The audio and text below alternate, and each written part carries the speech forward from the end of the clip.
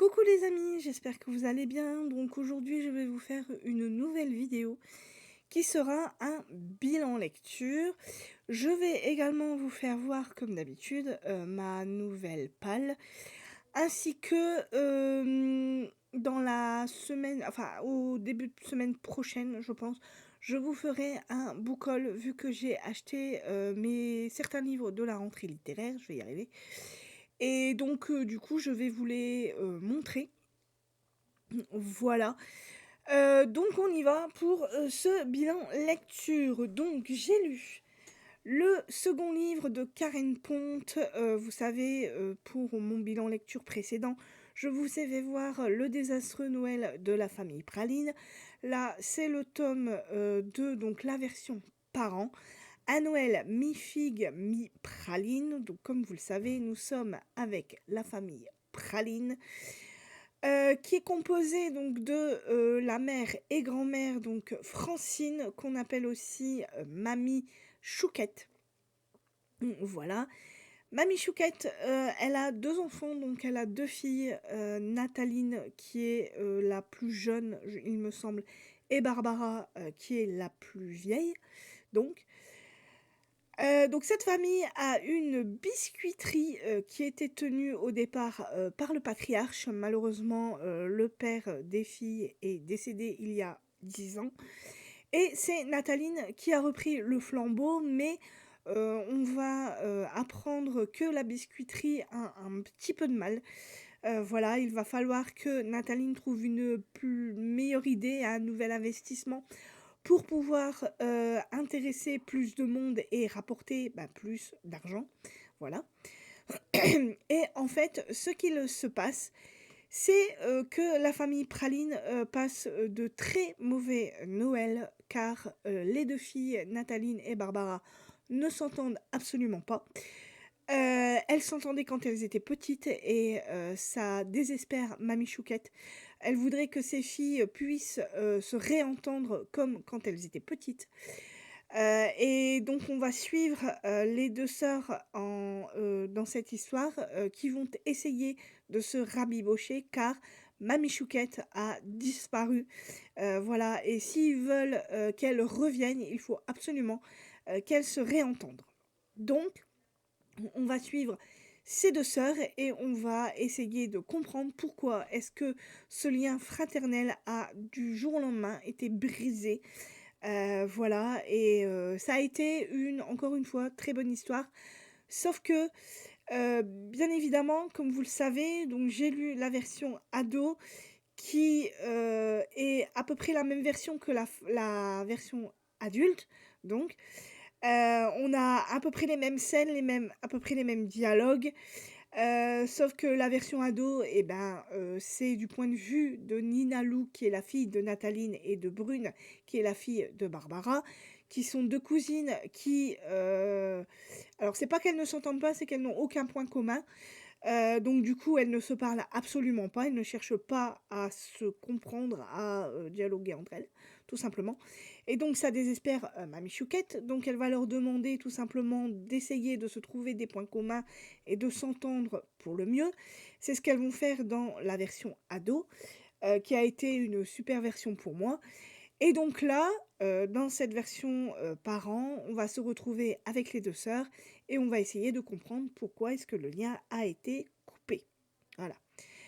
Donc ça a été aussi une très bonne lecture pour moi, même si j'ai préféré quand même la version ado, car on connaît tous les ados. Les ados, c'est des histoires d'ados, c'est des peines de cœur, voilà, c'est un peu plus, comment dire, rigolo, marrant, hilarant, que la version adulte.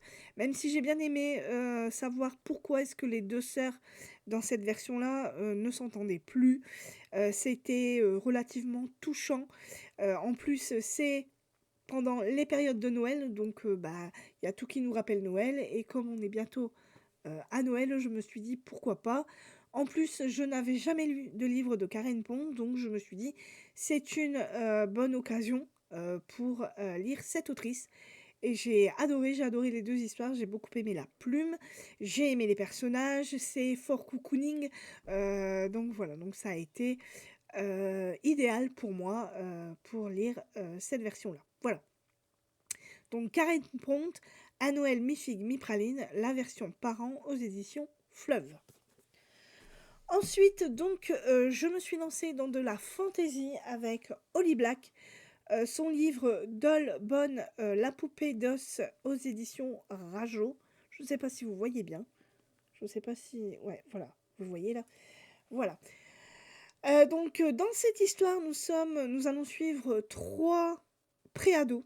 Voilà, Zach, Poppy et Alice, qui partagent une passion pour le jeu de rôle avec des figurines, donc principalement des poupées. Comme Alice a une forte imagination, elle imagine toujours des bonnes petites aventures pour faire leurs figurines, pour leurs figurines, pardon. Sauf que dans l'histoire, on a Zach qui, comme il est préado, il a, comment dire, des activités différentes et il ne veut plus vraiment jouer avec ces fameuses figurines, car il aurait peur que dans son collège ou dans son lycée, je ne sais plus, on le remarque et qu'il ne soit plus accepté dans sa bande. Voilà. Donc, à un moment donné, il va annoncer à Alice et Poppy qu'il ne veut plus jouer avec elle. Et ça va mettre à mal leur amitié. Et donc, du coup, Poppy va trouver une solution pour qu'ils vivent tous les trois une dernière aventure. Et cette aventure va être avec cette poupée d'os qui est là, qui est dans une vitrine, qui est dans une vitrine.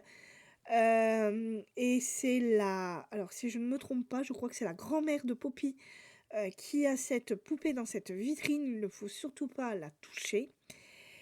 Et en fait, Poppy va essayer de...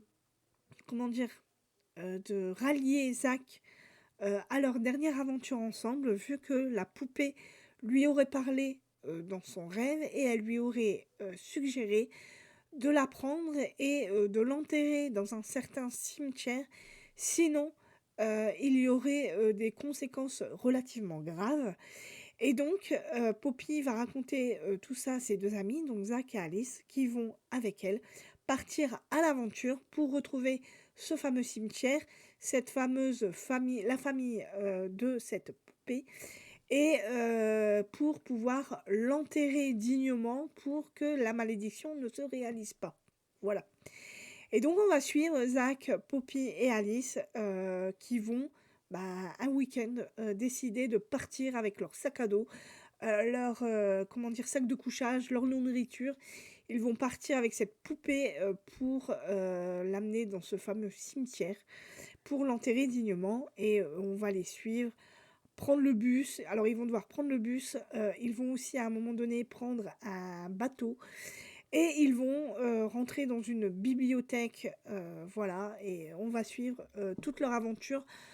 Et ça a été vraiment une bonne histoire pour moi, j'ai bien aimé les personnages, j'ai bien aimé la façon dont Holly Black nous raconte cette histoire. En fait, ce qu'elle a voulu raconter dans ce livre, c'est le passage de l'enfance à l'adolescence et comment est-ce qu'on peut, ne pas briser les amitiés de jeunesse, voilà. Comment est-ce que les amitiés de jeunesse peuvent rester, même si on passe en mode ado et que ça va pas être évident ce passage-là. Et donc elle va nous raconter un peu tout ça par rapport aux aventures de ces trois personnages. Donc j'ai vraiment bien aimé cette histoire. J'ai passé un excellent moment avec tous ces personnages et aussi avec la poupée. Alors ce n'est pas un roman d'horreur, parce que sur Babelio et sur Livre c'est marqué horreur, mais il n'y a pas d'horreur dans ce livre. La poupée ne parle pas. Voilà, mais c'est fait d'une façon très intéressante. Holly Black met en avant-première cette poupée, voilà, pour nous parler, comme je vous l'ai dit, du passage de l'enfance à l'adolescence et comment est-ce que euh, ce lien d'amitié entre ces trois personnes, ces trois protagonistes, donc Zach, Poppy et Alice, euh, doit rester, voilà, comment est-ce que ne pas briser ce lien d'amitié quand on devient ado et qu'on n'a plus forcément envie de jouer avec des poupées pour ne pas devenir la risée du collège ou du lycée dans lequel ils sont. Voilà ce qu'a voulu en gros mettre dans cette histoire-là Holly Black. Moi j'ai beaucoup aimé.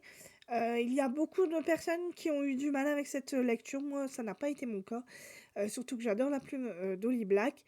Et j'ai bien aimé la façon dont elle a raconté cette histoire. Donc si ça vous intéresse, n'hésitez pas parce que ça reste un très bon livre. Donc Holly Black, Doll Bones, La poupée d'os aux éditions Rajo. Ensuite, donc, j'ai lu un roman historique. Donc, j'ai lu le roman de J.R. dos Santos, Oublié, aux éditions Hervé Chopin. Dans ce livre, J.R. dos Santos va nous parler de la Première Guerre mondiale, voilà, et de soldats portugais qui ont été, comment dire, oubliés pendant 6 mois dans les tranchées. Comment dire, ils ont été un peu abandonnés par le gouvernement portugais, car ils ont été 6 mois dans les tranchées sans être relevés, sans qu'il y ait un changement de, comment dire, de soldats, tout simplement. Voilà. Et ça a été une véritable catastrophe donc pour ces soldats portugais.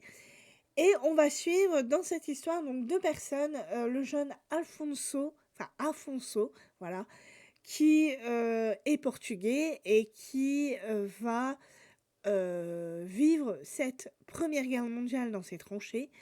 Il va durant cette guerre rencontrer une jeune femme qui s'appelle Agnès et on va suivre la petite romance qu'il y a entre ces deux personnages. Voilà.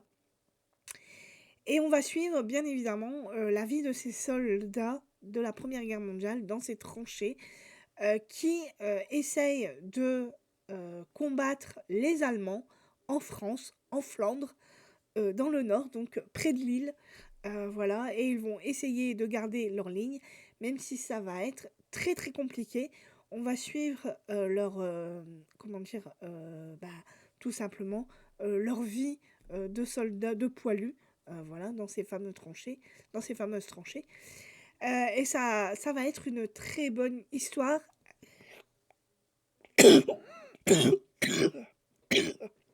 Excusez-moi. Ça va être une très bonne histoire. Voilà. J.R. dos Santos est vraiment beaucoup documenté sur ce fait historique que moi personnellement je ne connaissais pas. Je ne sais pas si vous la connaissiez, mais je ne savais pas que des soldats portugais avaient vécu dans ces tranchées pendant 6 mois sans être forcément relevés. Ce qui fait que ils étaient fatigués, ils n'en pouvaient plus. On leur demandait toujours plus. Sans être voilà, tout simplement relevés par d'autres soldats, voilà, d'autres soldats portugais. Et, et ça a été vraiment très compliqué pour eux de tenir pendant ces 6 mois avec la faim qui te tord le bide, avec la peur de mourir, parce que cette Première Guerre mondiale a été affreuse. Elle a fait beaucoup de dégâts. Et donc nous, on va suivre Afonso qui va être officier dans cette histoire et qui va tomber amoureux de cette jeune fille Agnès, donc, qui elle est une Française, qui vit à Lille et qui va, comment dire, subir cette Première Guerre mondiale. Elle va être aussi infirmière dans l'histoire et leur destin va se croiser et se lier et voilà, et donc ça a été une belle découverte pour moi. Alors, c'est vrai que dans l'histoire, comment dire, il y a un peu de moments philosophiques, mais c'est tout à fait normal. Parce que Afonso, dans l'histoire, a eu plusieurs vies. Il a été séminariste, donc il a voulu devenir prêtre. Et en fait, on sent qu'Afonso se pose dans cette histoire beaucoup de questions par rapport, tout simplement par rapport à Dieu, par rapport au bien et au mal. Et en fait, il a, comment dire? Certaines idées bien arrêtées, certaines idées philosophiques qui, lui torturent les méninges, en fait, et il va y avoir des, comment dire? Des dialogues avec, certains de ses professeurs prêtres qui vont essayer de, le guider comme ils peuvent, vers, ce qu'ils pensent être, la vraie foi. Sauf que les idées d'Alfonso sont sont vraiment, assez arrêtées, et il a des idées un petit peu, qui peuvent penser à de l'hérésie. Donc voilà, donc on va suivre, certaines de ses pensées et certaines de ses interrogations. Donc c'est surtout de ce côté-là que c'est assez philosophique, mais sinon, quand on est, comment dire? Dans les tranchées, quand il est avec Agnès, tout ça, il y a rien de philosophique là-dedans. Mais c'est vrai qu'il y a quelques petites longueurs, quand il a, ses fameuses, pensées philosophiques. Mais sinon, ça n'entache à rien, cette lecture qui a été très, très bien documentée par l'auteur et qui est, restée quand même une lecture, très intéressante malgré tout. Voilà. Donc, J.R. dos Santos, oublié aux éditions Hervé Chopin. Donc, et ensuite, j'ai lu, une duologie, la duologie, de Jean-Christophe Granger, donc la duologie des Sans Soleil, donc Disco Inferno, qui est le tome 1, et Le Roi des Ombres, qui est le tome 2, et c'est aux éditions Albin Michel. Alors, attendez, hop, voilà. Je vais prendre le premier. Alors, dans cette histoire, nous sommes à Paris en 1980. François Mitterrand vient d'être élu président et nous allons faire la connaissance de trois personnages. Nous allons faire la connaissance d'un flic, d'un médecin et d'une jeune lycéenne. Mais nous allons faire aussi la connaissance de Federico. Federico qui vit à Paris, qui est homosexuel et qui malheureusement a attrapé une maladie. Cette maladie, c'est le sida. Le sida commence tout doucement à apparaître et à faire des ravages. Et Federico va attraper malheureusement cette maladie et il va l'apprendre d'une façon assez brusque et il va être soigné par le fameux médecin de l'histoire, donc qui s'appelle Ségur. Alors, il a un prénom, mais je ne sais plus son prénom par contre. Je sais son nom, je sais que son nom c'est Ségur. Et donc, Ségur va tenter de le soigner comme il peut, sauf que malheureusement, Federico va décéder, mais il va décéder non pas de la maladie, il va tout simplement être tué sauvagement par un tueur en série qui va commencer à faire des ravages à Paris. Il ne va cibler que des homosexuels. Donc voilà. Et Federico va être sa première victime. Il va être sauvagement assassiné à la machette. Voilà. Il va y avoir une série de meurtres qui vont arriver. Et en fait, c'est ce fameux flic, donc qui s'appelle Swift, qui va avoir à enquêter donc sur ce fameux assassinat. Et en fait, il va faire équipe avec le médecin pour essayer de comprendre comment dire, la communauté homosexuelle, pour comprendre bah, tout simplement comment est-ce qu'ils vivent et comment se passent les soirées donc euh, pour ces personnes, donc pour cette communauté homosexuelle, et comprendre leurs codes et tout ça, et comment est-ce que ça se passe dans les soirées avec cette communauté. Donc il va avoir besoin du médecin. Et on va aussi faire la connaissance d'une jeune lycéenne qui est la meilleure amie de Federico, qui, par un concours de circonstances, va rentrer dans ce duo, donc ça va finir par devenir un trio, et qui va, elle aussi, vouloir comprendre pourquoi est-ce qu'on a voulu tuer Federico.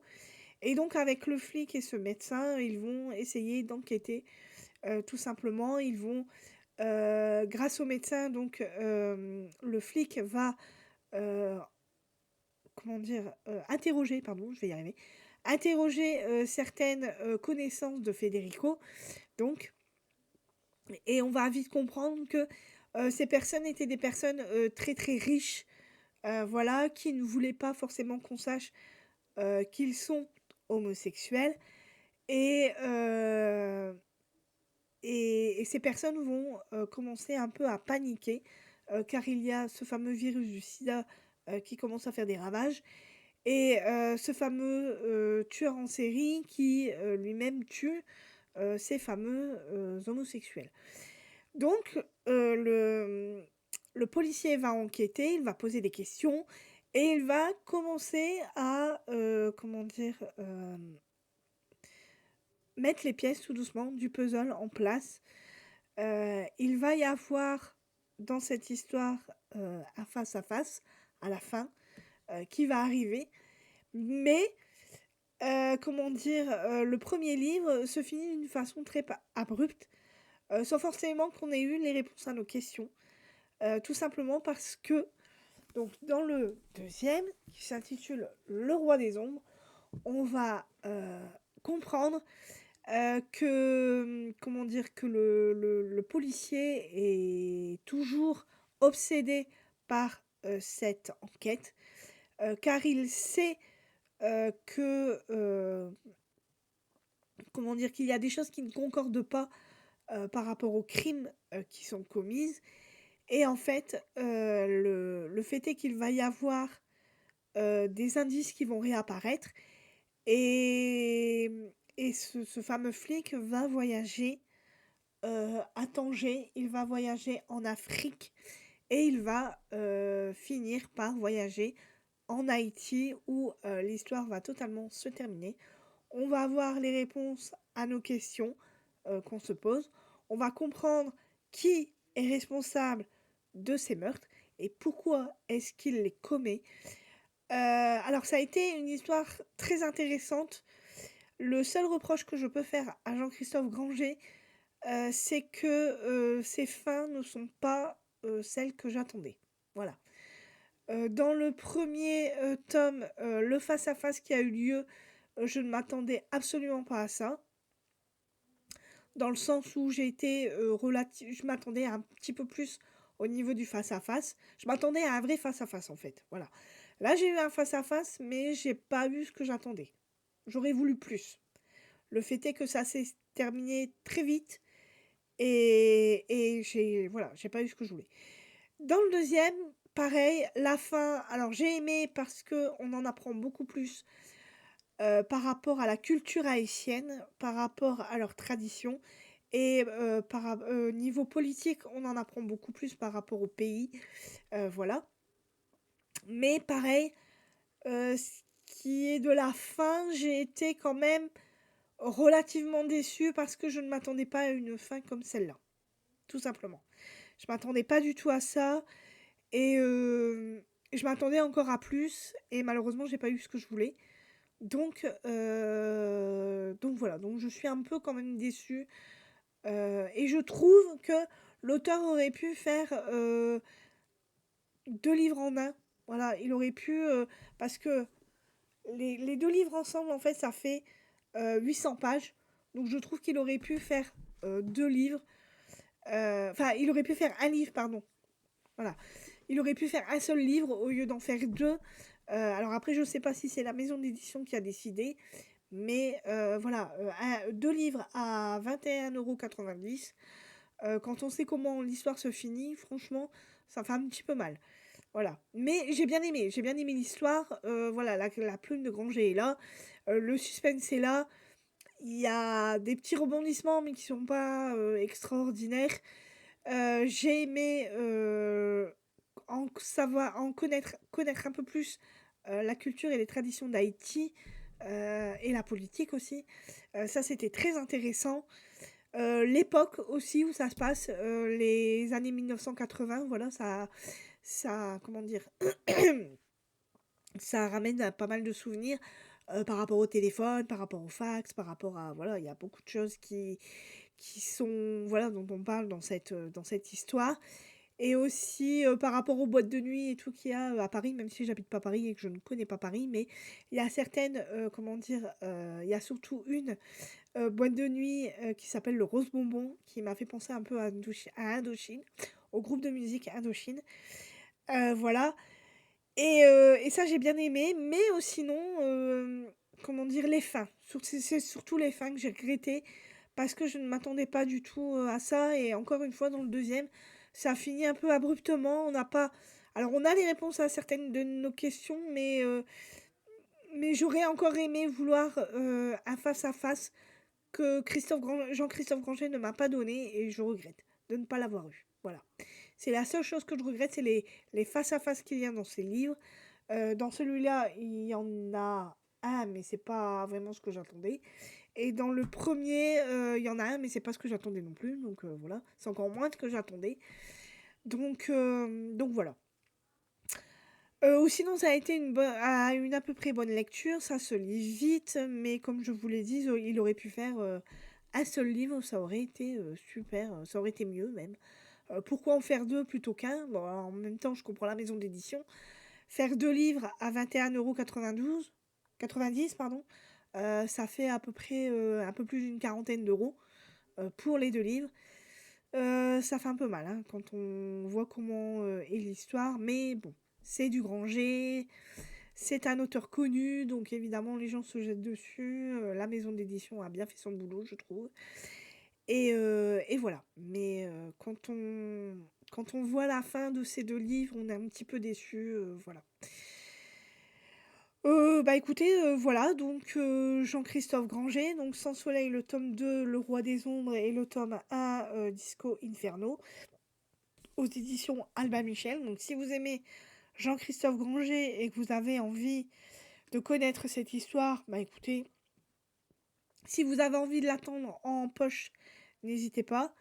Voilà, je vous le conseille en poche et pas de le prendre en grand format parce que, bah, voilà, c'est pas forcément, voilà, ce qu'il faut, moi je pense que si j'avais su, de quoi ça parlait, enfin je savais de quoi ça allait parler, mais si j'avais su comment ça se terminait, j'aurais peut-être pas acheté, en grand format, j'aurais peut-être acheté en poche. Au moins, j'aurais dépensé beaucoup moins d'argent mais bon, c'est le nom que j'ai acheté, voilà. C'est le comment dire? C'est l'auteur. Voilà, j'ai acheté l'auteur. Donc Jean-Christophe Granger, Sans soleil, Le roi des ombres et Disco Inferno aux éditions Albin Michel. Voilà donc pour ce fameux bilan lecture. Donc j'espère qu'il vous aura plu, que mes lectures vous aient peut-être donné envie, voilà, soit de vous procurer les livres, soit bah pas du tout, ou bien de les lire au moins, si jamais vous les avez, je vais y arriver. Sinon, pour ma prochaine palle, donc je suis en train de lire Été anglais, la saga des Casalets d'Elizabeth Jane Howard, je vais y arriver, aux éditions Folio. Ensuite, j'ai l'intention de lire le deuxième tome de L'été meurtrier d'Oxford, donc Beauté fatale de Y.I. Non, H.Y. pardon. H.Y. Anna, je sais pas pourquoi, voilà, j'ai confondu. Ensuite, j'ai l'intention de me lancer dans le deuxième tome de Rebecca Yarros, donc Iron Flamme. Voilà, c'est une romantaisie. Et ensuite, j'ai l'intention de me lancer dans le nouveau Chris Whittaker, Toutes les nuances de la nuit, aux éditions Sonatine. Chris Whittaker que j'avais adoré dans ce roman Duchesse et que j'ai vraiment hâte de lire dans ce roman-ci. Alors par contre, c'est une bricasse, voilà. Donc voilà pour ma prochaine palle. J'espère qu'elle vous donne envie également. Moi, je vous souhaite une très bonne fin de semaine, vu que nous sommes mercredi. Je vous souhaite aussi un très bon week-end et nous nous retrouvons donc la semaine prochaine pour un book haul cette fois-ci. Voilà. Bye bye!